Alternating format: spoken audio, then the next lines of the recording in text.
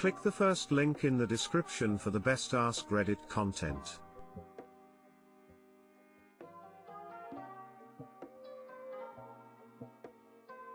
Today I fucked up by realizing I got scammed 6 years ago. So this happened 6 years ago. My laptop with 8 GB RAM stopped working, so I showed it to a repair guy. He took the laptop, repaired it, and returned it to me after 2 days. The laptop started working again and I was really happy. However, the speed felt slower than before. Previously, I could open multiple Chrome tabs and still be able to play games while they were open, but now it would drop a lot of frames and my laptop would start overheating. I thought maybe it's getting old, so that's why the performance is dropping. So I didn't care much. Fast forward to few days back. Same laptop stopped working again, so I called the same repair guy. He took the laptop again, repaired it and returned it to me in 2 days. This time when I started using the laptop, I could immediately tell something was off. The speed was ridiculously slower than before. If opened just 2 tabs on Chrome it would still overheat. Checked on YouTube for solutions and came across this video where he said to check on computer settings whether all my RAM slots were functioning properly and all my RAM cards were being detected. So I open computer setting and guess what I find out? It's reading only 2 GB of RAM. How the fuck did it drop to 2 GB from 8 GB?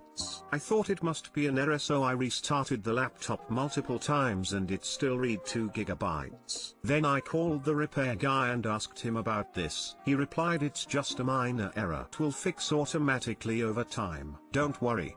I was so confused. I didn't believe him, so I opened the laptop myself and checked the RAM slots, and guess what I find? One of the RAM cards is missing, and the RAM card that was in it was not the one that I got with my laptop, because I remember it had a stylish border. So I looked up the card number online and found out that it was only 2 GB. I called the repair guy again and asked him about this. He said that he was also repairing another laptop and swapped RAM cards by mistake, and he was really sorry. So he came home the next day, swapped the RAM card with my original one and was about to leave when I asked him what about the second card. RG, what card? Me, the one that you stole from me years ago. RG, I don't know what you are talking about. Me, this is only 4 GB RAM. Don't try to fool me again. I'm calling the cops. RG, wait, I'm sorry. I think I remember now.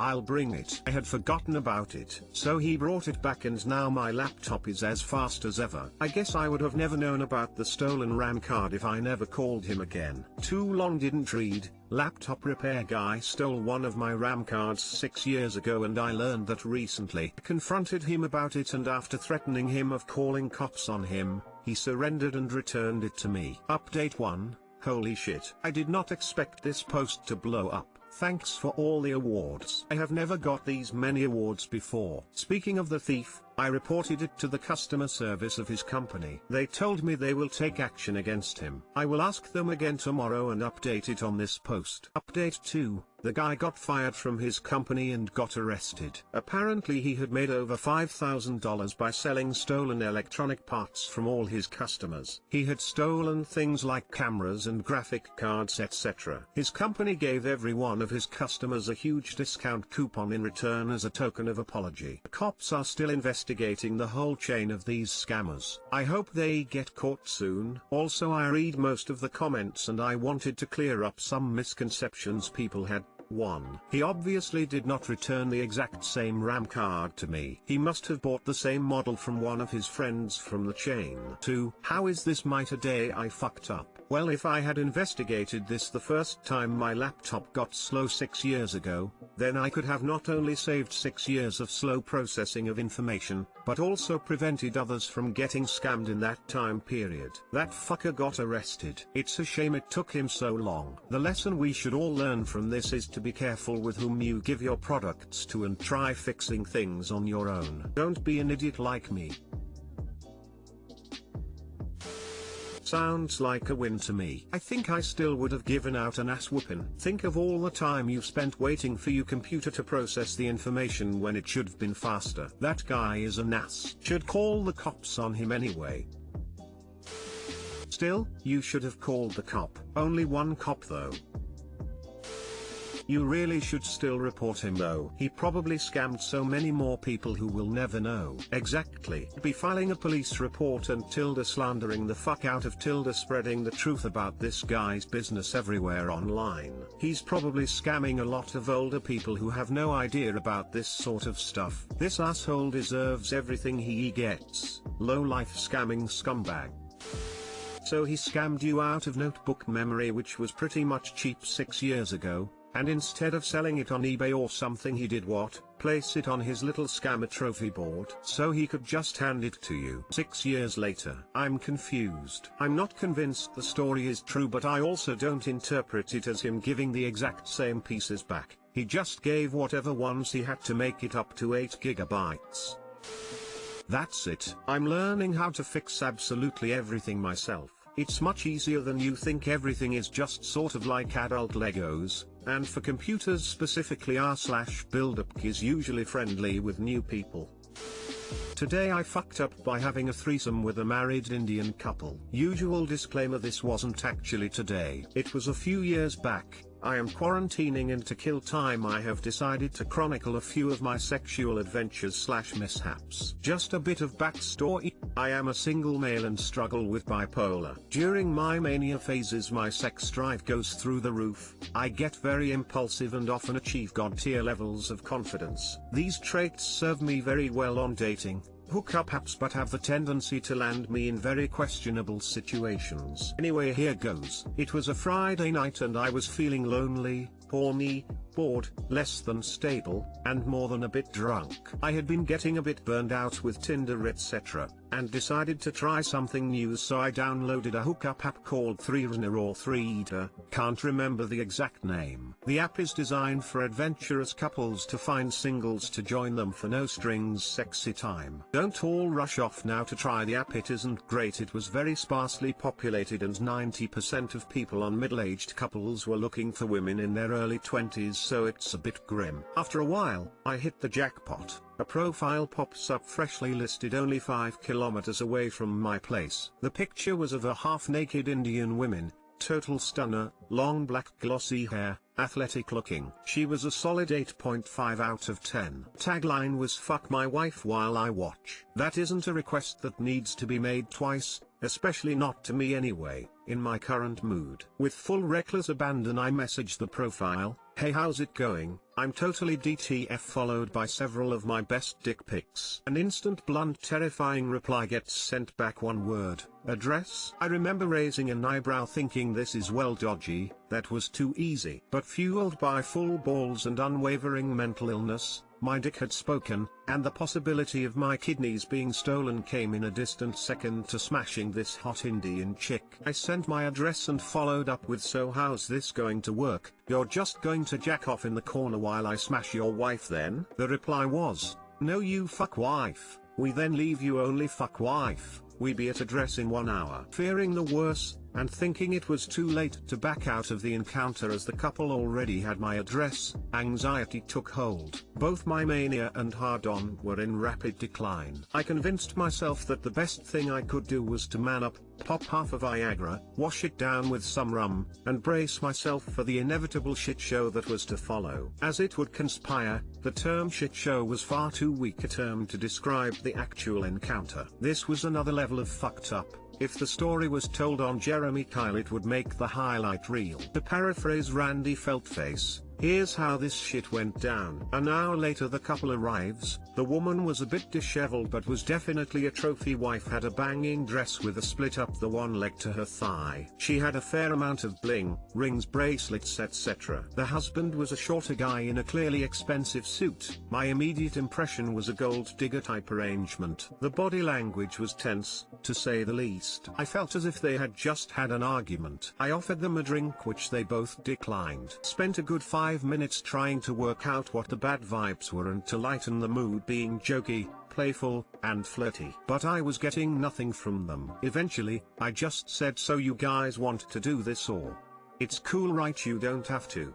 I was directing it mostly at the woman, as the vibes were so odd. The couple looks at each other, the woman looks at me, half smiles and whispers yes. I take her hand and lead her to the bedroom. I will try and leave out as much sex detail as I can, but some is necessary. Things progressed as they normally do, and eventually she was on all fours and we were both facing the headboard. Can't describe how she was reacting, but I could tell she was kind of trying not to enjoy it. I am very conscious that I cannot see the husband as he is behind me somewhere doing God knows what. I reposition her so I can see the dude and react if he flips out. The wife, having now been smashed for a little while, relaxes and starts to get into it. She starts moaning and reaching back to play with her clit, etc. She's getting close to coming. I, on the other hand, am deeply stressed out. I was running on rum and Viagra alone. I then noticed the husband start to fidget and pace towards us and back to his spot. I wasn't sure what he was going to do. I assumed he was going to get his junk out and skull fuck his wife,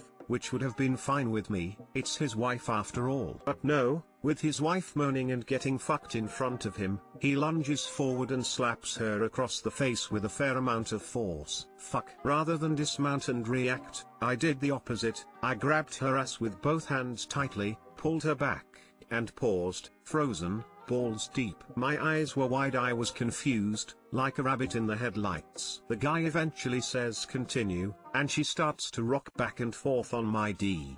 I try and forget the angry slap and put it down to kinky violence or something. We continue, until, again he, lunges forward and slaps her. This time he screams dirty slut as he connects, his face full of evil and contorted with rage. The wife flies off the bed sideways, twisting around before I've pulled out, near tearing my dick off and taking it with her. She grabs her shoes and runs out the door crying. I go into fight mode. I'm shouting at the husband, puffing my chest out in the T-pose, forgetting I'm bollock naked still rocking a chemically forced monster Viagra hard-on. I shout something like WTF man, that's fucked, get the fuck out, you fucking crazy man, you can't fucking do that. Well, the guy broke down in tears, sobbing like a baby. I've never seen such emotional pain. If he had a gun to hand, I have no doubt his brains would have been splattered over my bedroom walls in that moment. And I'd have had a shit ton of explaining to do to my mother, my counselor and the police. Thankfully he had nothing to harm himself with. At this point the wife, I assume, was crying her way home.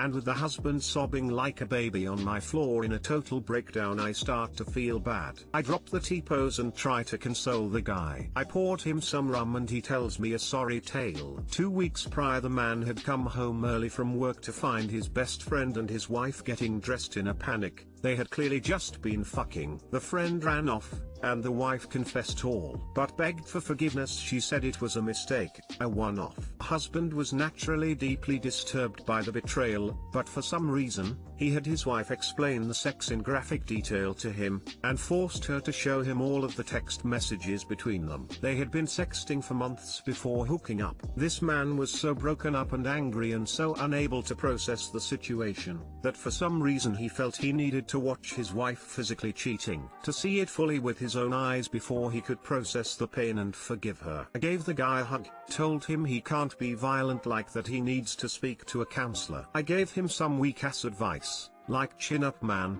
it will all work out, etc. He then slumped out of my flat door a broken man. I watched him from the window with head in hands, still crying, shoulder bopping up and down as he cried. I never saw either of them again. I do not know if he forgave her, but I often wonder. I kind of hope he did. You can't feel that much pain without an equal amount of love, right? TL Doctor found an Indian couple on a sex app. He starts beating her up while I'm shagging her, then cries on me.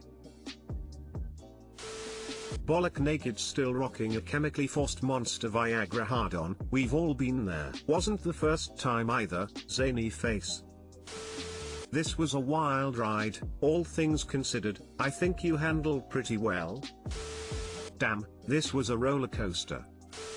She slept with his best friend, he forced her to have sex with a rando and then hit her repeatedly. I hope they didn't work it out, though I also don't think they should be with anyone else either. That's one fucked up story. It kept me guessing till the end and still blew away all my predictions. Today I fucked up by getting the dimensions wrong for a sex toy. Obligatory, this happened over the course of a few days, ending a couple days ago. So I was on a certain adult website having a browse of certain adult products. Ended up popping some stuff in my cart until I hit the free postage amount. I was pleasantly surprised when I was offered 20% off as a new customer, and applied the discount. However, this then took me below the amount I needed to get free postage. So I decided to get one more thing to push me back over that limit. I did not know how far I had pushed the limit until it was too late. I kept browsing and then decided I would get a new butt plug, maybe a slightly bigger one than current, just to try it. I found a reasonably priced one in 3 sizes, 3.5 inches, 4 inches and 4.5 inches. I, the anal noob that I am, assumed this was in reference to length. So I clicked on the largest one to add to cart, because new experience, the length doesn't seem that bad.